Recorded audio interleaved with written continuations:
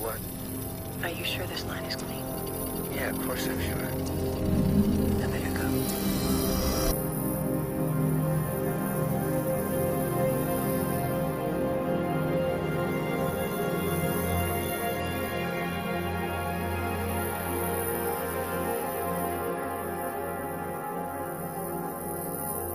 So after a decade of waiting, we finally got our Matrix movie, and nobody's happy about it. I'm a fan of the Matrix. I'm kind of a fan of the Matrix, and I liked this movie. I liked Matrix Resurrections. I thought it was just a fine film. You know, I didn't think it was as bad as everyone's saying it is. I feel like everybody's kind of being a little over the top with their hatred for the movie. And, you know, it's not surprising. The original Matrix trilogy, most people love the first Matrix movie. It's an all-time classic. And then most people kind of hate the sequels. There's not much love for the sequels. And I feel like that carried over to this film. I feel like people went to this film not really wanting to give it a chance. I wasn't really expecting many good things to come from this Matrix film. And, you know, I was pleasantly surprised by it. I don't see what the big deal was. I was worried the movie was going to be like a retread of the same thing, you know, we've already seen. And the movie actually makes a specific point of that to not do that. And actually, you know, tells you straight up in the movie that it's not going to do that. The movie gets very meta too. And I don't think this is a movie you could just watch once and just understand what's going on. Like, just much like every other Matrix film, right? You can't just watch it once and be done. I had to watch this thing twice before I actually fully grasped what was going on. The first half hour of the movie, they throw a lot at you in Matrix Resurrections. They throw a lot at you. There's a lot going on, a lot of new characters. The setup is pretty wild. And, you know, it takes the movie a good like 30, 40 minutes to really get into the story and what's going on. And honestly, you know, on the second viewing, it comes together a lot better. You know, it's much easier to digest the second time around. And, you know, it's the same thing happened with the original Matrix movie. You know, if people that watched that movie once probably didn't get it. You know, it wasn't until like repeat viewings that people really started loving the movie. And even with the trilogy, it took people like a decade to understand what was going on in the sequels. You can go on YouTube and watch videos of people actually breaking it down, finally. And I feel like this Matrix Resurrection movie is going to get better with time. You know, it's just not hitting the market right now. It's being too meta, probably, for people. Because, you know, I was actually pretty blown away. You know, I was expecting like a full-on rehash of the first Matrix movie, and that did not happen. Instead, you got something like was super meta, super meta. They're talking about like Warner Brothers marketing meetings, like insane stuff. Like I was like blown away. My jaw was dropped when they were talking about that stuff because I just couldn't believe that Warner Brothers executives approved that scene because, you know, they have to, you know, get dailies and they watch this movie as it's being made and they approved that scene where, you know, they're commenting on, you know, marketing the Matrix and stuff and like what are we going to do for a sequel and all kinds of stuff like that. And it's just like pretty jaw-dropping that they would even tread that. Lana Wachowski, is it Lana? I think it's Lana. She made this movie solo. Her sister was not a part of the writing or directing of this movie, like the first movie. You know, the first Matrix movie, it was the Wachowski brothers that made that movie. But this one is just Lana. And she says, like in real life, Warner Brothers were going to move on from her if she didn't, you know, make the movie. And they were going to get somebody else to make a Matrix movie. And they comment on that in the movie. Like, I was just like, what? Like, it was crazy to see that in a movie. Like, you know, pretty mind-blowing. But the movie itself, I really liked it. I didn't find much problem with it, honestly.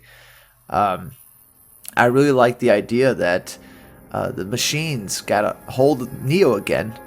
and they put him back into the Matrix, and they convinced him it's a video game that he created. Like, all these memories of the past Matrix movies are just like a video game he created. And I like that a lot, because the Matrix is also pretty famous for a couple of really good video games they made and stuff. And there's a whole commentary in this movie about, you know, people being sucked into you know, their social media realities, and, you know, getting sucked into their escapist, like, you know, video games are escapism, you know, movies escapism, people getting sucked into that and losing touch with reality. I feel like that's what a lot of this Matrix Resurrections movie is about. And yeah, dude, like, so many great moments. I will agree, though, the action is kind of a letdown. There are some nice moments where, you know, Agent Smith and Neo are fighting again, and that stuff was pretty good. But, you know, it's few and far in between. I feel like this movie is way more focused on story and narrative, more so than probably the other Matrix movies. Because if you go back to the Matrix trilogy, action's top notch. I mean, that's the reason you're kind of watching those movies.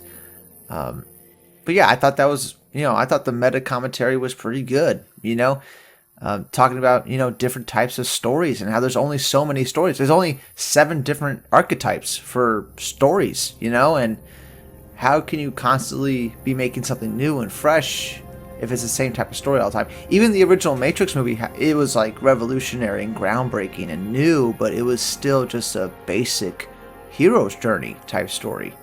You know, it was nothing new in terms of storytelling.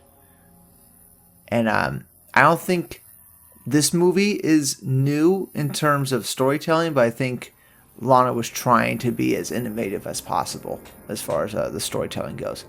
But yeah, meta commentaries. I was liking everything they were talking about, you know. And I thought, you know, the movie took a great approach to, you know, talking about like schizophrenia and stuff like that. Like, you know, Neo, he thinks he's schizophrenic, like in this Matrix reality. And there's a great moment where, you know, the office building's being attacked and stuff, and Keanu Reeves, Neo, sees the Deja Vu cat. And if we remember from the first movie, the Deja Vu cat means that the computer is changing something about the Matrix. And as that happens, everything changes, and he's all of a sudden in a psychiatrist's office with Neil Patrick Harris. Neil Patrick Harris plays a psychiatrist who is the new computer program that's creating this world for Neo, and he's the villain of the movie, pretty much. And I mean, there's just so much going on in the movie, but when we get to that office scene, and Neo's like, "Am I crazy?" like type thing, Neil Patrick Harris says, "We don't use that word in here." Very like talking down to him and stuff, you know, being very patronizing to him. And dude, like, that is some heavy shit, because with schizophrenics, they can't distinguish between realities and stuff like that. So, like, what you're seeing in these scenes is something like a schizophrenic person would go through. That's what it would be like. So, you know, I thought that was an interesting angle to go. That maybe the whole Matrix idea is just in Neo's head. It's just realities he keeps creating and stuff. Which it very well could be. But as we know, this is a franchise. This is a movie series. This is about you know, the future. Robots have taken over, and they've plugged all humanity into the Matrix, creating batteries and stuff like that out of humans. That's the real world, right? Or, you know, that itself could be its own Matrix too. I mean, that's, you know, you can keep going on and on all day about, you know, what's real and what's not in these movies. I feel like that's kind of like the ambiguous thing the movies try to do. And in this movie, I was really feeling with like Neo, like feeling that he's going crazy type thing, that he, you know, I was really feeling that. And I thought it was really sad too. And but of course we know, like, Neo's not crazy. This is all fucking computer simulation, you know, and he's trying to get out. And I feel like everything in this movie was something I wouldn't have thought to do, right? I was going into the movie expecting a rehash. I was expecting things to happen, and nothing I expected happened, right? It was all completely new. And I feel like that's why people are really ragging on the movie right now. Like, they just weren't expecting anything like this to happen in the movie. And of course, when people don't get their expectations met, they get all pissy about it. But I really appreciate Lana Wachowski for doing this, for like taking a huge risk, and Warner Brothers for letting her do this. Like, they could have totally kicked her off the project, got somebody else, made it the movie, but they let her make her movie, and she did exactly what she wanted to do, and it was all new. It felt like a new thing. Even the cinematography is completely different from the original Matrix trilogy, which is something I was not expecting at all. I was expecting it to stay in the same type of like tone even, but it's not, not at all. I mean, the look of the movie almost looks sterile, right? And I feel like that's kind of like another, theme they're going for with the world they have Neo trapped in, to make it feel like sterile for him and stuff. And the whole aspect of the robots having a civil war. The machines are fighting with themselves, and some of the machines are siding with the humans. Like, that was a huge aspect I was not expecting to be in this movie or in the Matrix franchise at all. It wasn't even a thought I was having, right? That the machines could be siding with the humans and helping the humans. Like, that's a huge shift in the whole franchise, and it makes for a potentially good stories in the future. And maybe they do get a sequel, maybe they don't, Obviously, box office numbers or whatever, I don't think Warner Bros. Really cares. I think they care more about, what The Matrix did on streaming platforms. I will have to see what those numbers are. I'm sure it did good, because everybody watched this movie on streaming. Nobody went to the theaters to watch it. They all watched it at home. So, I'm interested to see what the streaming numbers are. But, yeah, I like the whole new angle with the machines, how they fought amongst each other, and some are helping the humans now. I like that. And Morpheus is essentially, in this movie, the actor playing Morpheus is a machine, and he's just taking on the persona of Morpheus because he was inspired by Morpheus. I like that. That's a great explanation to everything, right? I like how the Neo's character and Trinity's character, the rest of the world inside the Matrix doesn't see them, doesn't see their actual physical selves. It sees like a projection of some other person, right? And that's how you explain away Hugo Weaving not being in the movie. They meticulously thought of ways to explain things in the movie. So I mean, there's not that many holes in the movie. It's not like there's giant plot holes in this movie. That's not why people aren't liking it. They're not liking it because it was nothing they were expecting. Really, I mean, what's a plot hole in this movie? I can't think of any, right? They do a very thorough job explaining everything. Even how, how's Neo alive after the end of the third Matrix movie? Oh, it's because machines got him and they fucking fixed him up and put him back in the pod. They even show flashbacks of it, in the movie, so you understand how they fixed him up and put him back into the Matrix and stuff. There really is no unanswered questions. And I like the fact that Agent Smith is played by a new actor, which I like this actor a lot. He's in Mindhunters. I thought he did great. It was a great performance. I thought he was perfect. And there's a great, his introduction scene where he's in the office building and he's like, billions of people just living out their lives. He says it just like Hugo Weaving. And they even cut to Hugo Weaving's face, so, just to let you know that this is Agent Smith. His whole form was destroyed in the third movie, but he was brought back again, right? Because Agent Smith and Neo and Trinity, they're all connected. They all have to be in the same world.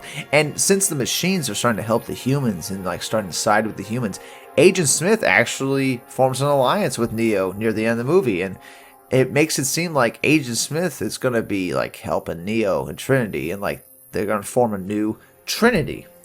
I feel like it's interesting that Trinity is a big part of this movie because she is a big part of the trilogy. There's no doubt about that. She brings back Neo to life. She brings him back to life in the first Matrix movie by kissing him. So it's they've jumped the shark a few times in this trilogy, these movies, this franchise. But Trinity's always been the central character with Neo. They're the two main characters, right? So it's nice that she gets a good shine in this movie. And I like that she learns to fly again first before Neo. But by the end of the movie, they're both flying. So I saw people complaining like, "Oh, Trinity can fly, but Neo can't." It's like, obviously you didn't finish the movie because like they're both flying at the end. So you know, it was that. I thought Neil Patrick Harris was excellent. I thought he was excellent. Totally dope how they used the bullet time and like the computer learned like what Neo was doing to do the bullet time thing, and it was using it against Neo. I thought that was it's an excellent callback to the first movie because, as the movie says, like as you're watching the Matrix Resurrections, it tells you that the biggest thing people remember from the first Matrix movie is the bullet time scene where Neo is dodging bullets. Like, the movie tells you that. And we all know that, right? Like, that's what everybody thinks of when they think of Matrix. They think of Neo dodging the bullets. Like, I thought it was genius to comment on that. You know, I thought it was genius to, you know, be that meta about it. And I don't know why it's not clicking with people. Like, I feel like this will be clicking with people maybe a couple of years from now. Just like the other Matrix movies, right? Just like the rest of the Matrix trilogy. Just like people didn't get it when it first came out. Because, you know, they just watched it once or only watched like 30 minutes of it. You know, didn't finish the movie. But, you know, I'm sure people will get it and they'll become fans like me. You know, I'm into the Matrix. I'm in the Matrix right now. We'll all get out one day. I don't know. It doesn't seem like it. Everybody's fucking thinks these MCU movies are good. I don't know. Anyway, that's some thoughts on it right now. I might talk about it more later. I like the movie. Action can be better, sure. But I like all the callbacks. Like when they showed like glimpses of the first movie, my heart like kind of fluttered. Like it was kind of like skipped a beat. It's how I imagine people reacted in that Spider-Man movie when fucking you know, whatever bullshit happened in that movie. You know, that's how I imagine people were reacting. Like my heart was skipping a beat every time I saw like a shot from the first Matrix movie. So I thought that was very well done. I honestly thought in this Matrix Resurrections, the acting and the dialogue was much better than the original trilogy. The action was not as good. So it's like it reversed, you know what I'm saying? Like there was more emphasis on the story and the characters in this Matrix Resurrections than there was in the other three films, like combined, you know. But yeah, that's my thoughts on it. I liked the movie. I've watched it twice. I think it's pretty good. I think there's a lot in the movie. I think there's a lot of things you're probably not gonna catch on one viewing, and I'm telling you, second viewing, a lot better. Second viewing, everything made more sense. It was clicking. You know, I just liked the risks the movie took. It took a lot of risks, man. To go that meta, to be, you know, that, you know, commenting on its own franchise like that. It's something only the Matrix could do, right? And I'm glad they did it. And it really set up, like, a good little universe here that you could go a couple more movies here and we could see what happens, because they don't really get out of the Matrix. They kind of just like fly around and they're like, we're gonna make this world a better world type thing. So I don't know like where the story could go, but if it ended right here, I think that would be fine too. Honestly, I feel like the ending's fine as it is, but I would definitely like some more, at least one more film.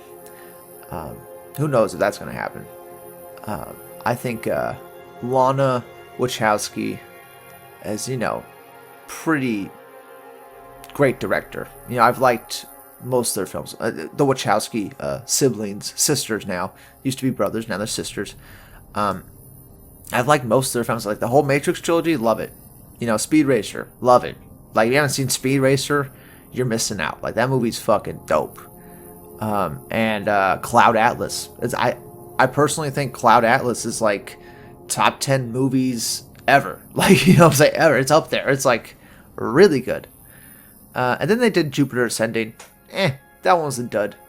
And Matrix Resurrections, everybody split on it 50-50. So, you know, it could be a dud too. But I feel like with time, this movie's going to be recognized more and more for just how meta it really went. not holding back anything. And I admire that in the movie. You know what I'm saying? Was not expecting anything in this movie. And I liked it. Anyway, that's it for now. Comment below. Let me know what you think. And I'll see y'all in the next one. Bye-bye.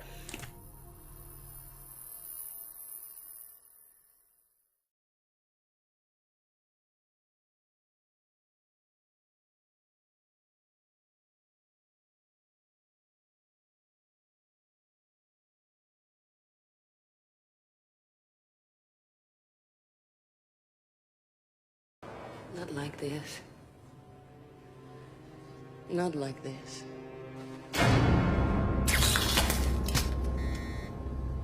Too late.